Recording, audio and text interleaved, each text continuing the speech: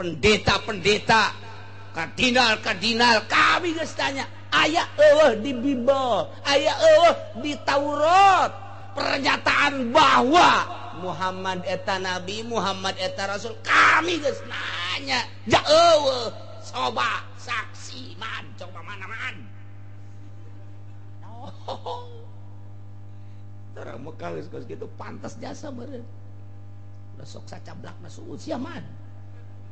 Tama lain Mekah, Cicupa tong mah kos kitu mah. Insyaallah kali. Tah Kangjeng Nabi teh dituntut supaya ngadatangkeun saksi anu nyaksian bahwa dirina diangkat jadi nabi, dirina diangkat jadi rasul.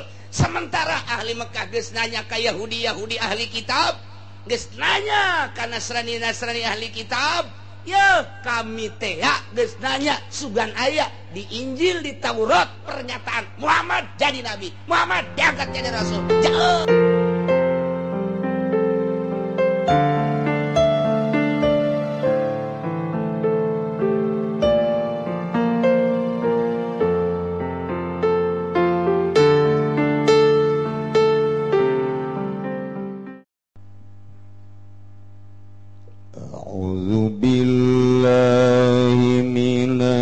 Syaitanirrajim. Bismillahirrahmanirrahim. Qul ayyu syai'in akbaru syahadah. Qulillah syahidum baini wa bainakum wa uhiya ilayya hadzal Qur'an wa uhiya ilayya hadzal Qur'an liunzirakum bihi wa man balagh. Ainnakum latashhaduna anna ma'allahi alihatan ukhra. Qul la ashhadu qul innama huwa ilahu wahid wa innani bari'um mimma tusyrikun. Allahu a'lamu bimuradihi wa nuzilalan dan turun ke lama kalu samang-samang ucap ya kufar Mekah kabeh lin nabi kadue Kangjeng Nabi sallallahu alaihi wasallam. Ngucap ing lebat itini bima yashhadu laka bin nubuwatinaka nisira Muhammad da'i isun sadaya kalawan wong kang bakal nyaksani yaman kadua sira kalawan sifat kanabian. Fa inna ahlal kitabi ankaru kama kasatuhune ahli kitab iku pada alalin kari ahli kitab kabeh ka ing sira den turunkeun apa ayat. Qul Allah alam bimuradikul ngucap sirah Muhammad lahum kadue ahli Mekah ing lafad ayu syai'in akbar utawi indi suwiji-wiji iku kang leuwih agung apane syahadatan nyaksianane. Tamyizun muhawalun anil mubtada yaiku dari tamyiz kang den alihkeun saking mubtada. Qul ngucap sirah Muhammad ing lafaz Allah utawi Allah taiku kang leuwih agung panyaksine. Ilam yakuluhu lamun orang ngarucap ya ahli Mekah kabehu ing lapan Allah la jawab gairahu wa jawaban iku mawjud salian apad Allah wa huwa syahid. Tawi Allah taiku kang nyaksani baini dalem antarane ingsun wa bainakum lan ing dalem antarane sira kabeh ala syiriki ngatese bener ingsun. Uhiyalan dan wahyuakan ilaya maring ingsun hadzal Quran wa paiki laiki Quran liunzirakum darapun yantam memadeni ingsun kum ing sira kabeh ahla Makkah ahli Makkah bihi kalawan hadzal Quran wa membalagolan wong kang tumakaya hadzal Quran iman atpun ala dhamiri unzirakum iku dan atapkan ingat dasa dhamir lapad unzirakum balagohul Quran tegese tumakahu ing manapa al Quranu Quran minal insi wal jinni saking manusia lan jin inakum anatasatune sira kabeh ku yakti nyakseni sira kabeh ing satuhune iku tetep sumertane Allah apa pangeran kang weweneh pirang-pirang pangeran kang weweneh istifamun ingkar istifamu ingkar yaiku istifam ingkar kul ucap sira Muhammad lahum kada ahli Makkah la asyhadu ing lapala asyhadu ora nyakseni ingsun bidzalika kalawan mangkono nama Allah alihatan ukhra kul innama kul ucap sira Muhammad dan pastine utawi ya Allah ta ilahu wahidiku pangeran kang suwiji wa innani satuhuna ingsun iku bariun kang lubar bimadusikun saking barang kang nyekutuaken sira kabeh saking ma'ahu subhanahu Allah minal asnami saking pirang-pirang arca atau tepeko alladzina atainahumul kitaba ya'rifunahu kama ya'rifuna abna'ahum alladzina khasiru anfusahum fahum la yu'minun. Allahu alamu bimaradi utawi wong akeh kang barang wis tegaken isun agung mung alladzina alkitaba ing kitab yaripunahu iku pada waruhi alladzina kabehu ing Muhammad Muhammadan tegese ing Kangjeng Nabi Muhammad binatihi fi kitabihim kalawan sipatanane Kangjeng Nabi Muhammad fi kitabihim ing dalam kitab alladzina kama yaripuna kaya oleh waruh ya alladzina kabe abnahum ing pirang-pirang anak alladzina tegese kang akeh khasiru kang pada tararuna ya alladzina kabe angpusahum ing pirang-pirang awake alladzina minhum saking ahli Makkah hum maka utawi alladzina la yu'minuna iku kang ora ngimankeun kabeh bihi kalawan Kangjeng Nabi Muhammad sallallahu alaihi wasallam wa man azlamu mimman iftara 'ala Allahi kadziban aw kadzdzaba bi ayatihi innahu la yuflihul zalimun. Allah alam bimaradi wa man lan utasaba man la ahad tegese ora nasaba kang suwiji iku kang leuwih zalim tinimbang saking wong kang gawe-gawe aman ing atase Allah kadziban ing goroh nisbati syariki kalawan nganisbatkeun kang nyekutuakeun ilaihi maring Allah au kadzaba atawa ngagorohkeun ya man bi ayatihi kalawan sake ayat Allah Al-Qur'an tegese Quran innahu ing satuhune kalakuan esa tegese kalakuan iku la yuflihul zalimuna ora bahagia sapa wong kang zalim kabeh bidzalika kalawan mangkono-mangkono iftara 'alallahi kadziba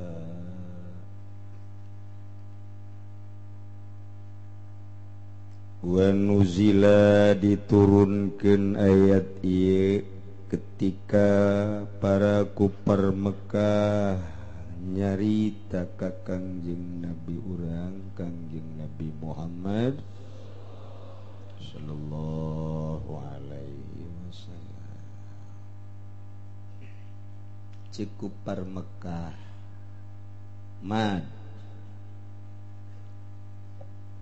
aing ngadenge sia ngaku jadi nabi, sia ngaku jadi rasul.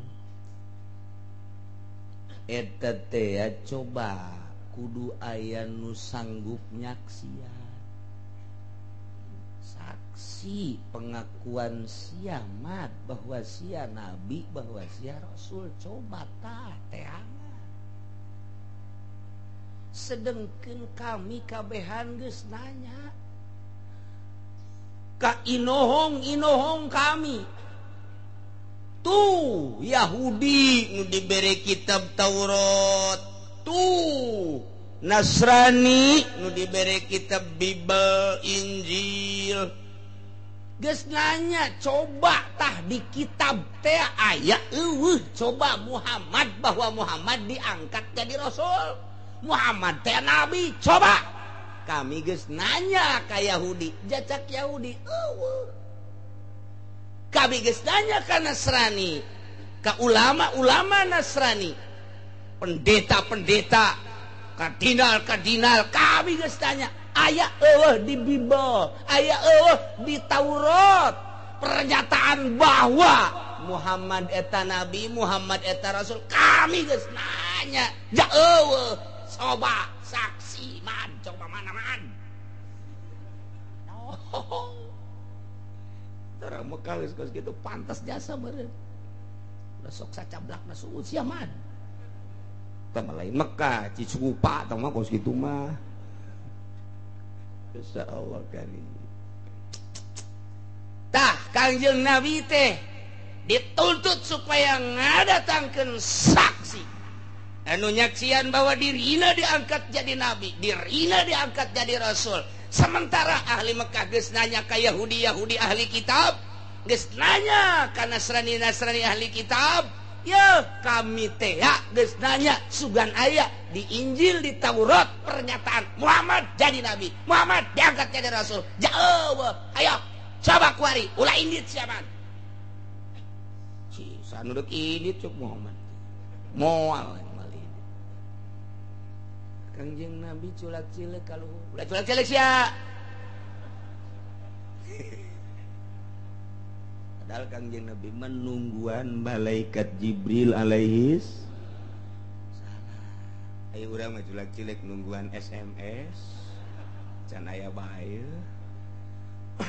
Tadi janjina mah di pengkolan, balik ngaji jam 10 tepat lah. Emang ada rondo kuari.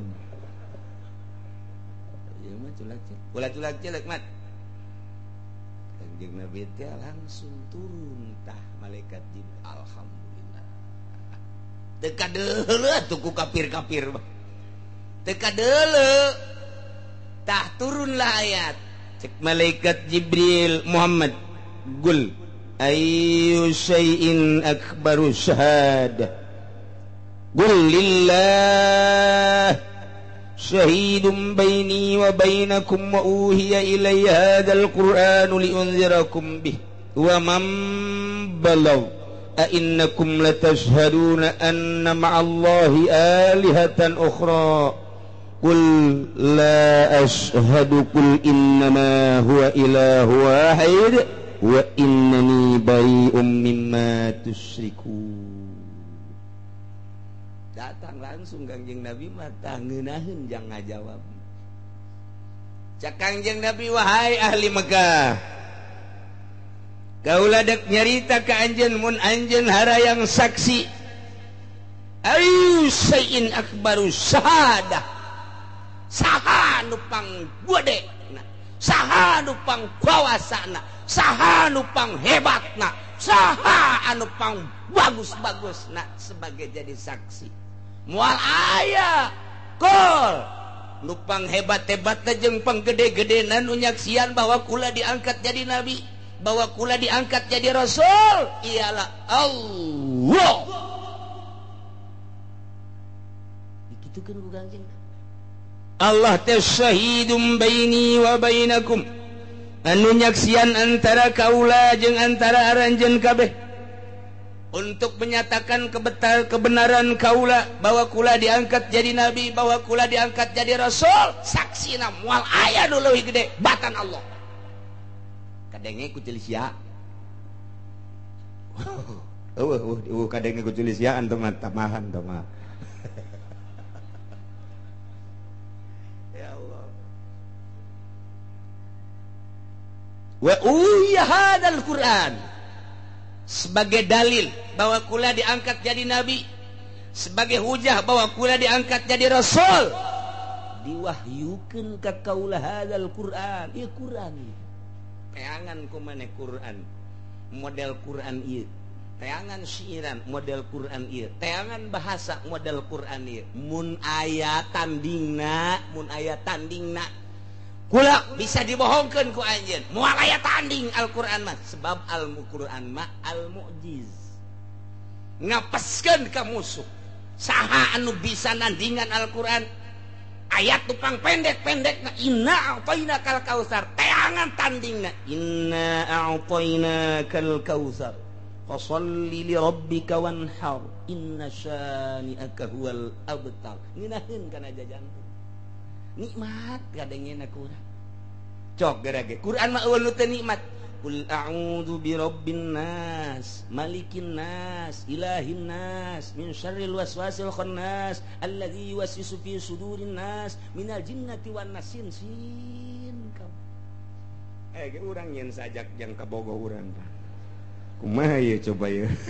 Nurutan Al-Qur'an datang ka modar sih moal bisa. Quran mah masya Allah al-mujiz. Ya Allah nginaheun kurang membaca teh diamati ulah nyahokana hartina kakarak ngadengena doang ge. Komo dibaca ku nu sorana ngeunaheun mah cacak-cacak ku imam urang nu sorana jore we. Boga imam urang di lembur sorana waduh masya Allah sakumaha galedeg. Sing jileger haju digantian embung manyana bae.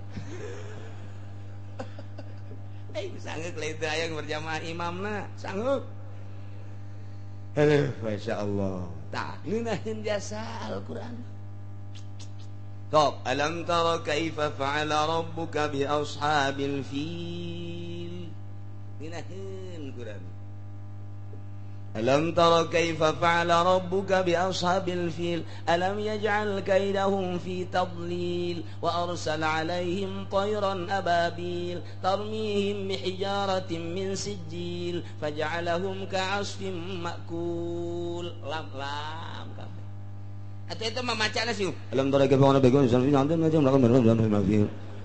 Itu sih. Macam teu kajawan kan naon dibaca eta. Hah, sudah ngomong pokona. Ya nana ge teu ngeunaheun atuh kumaha nu ngadengekeun. Kudu ngatur ayat-ayatna kudu ngatur. Masyaallah ngeunaheun Al-Qur'an. Gusti Allah nikmat.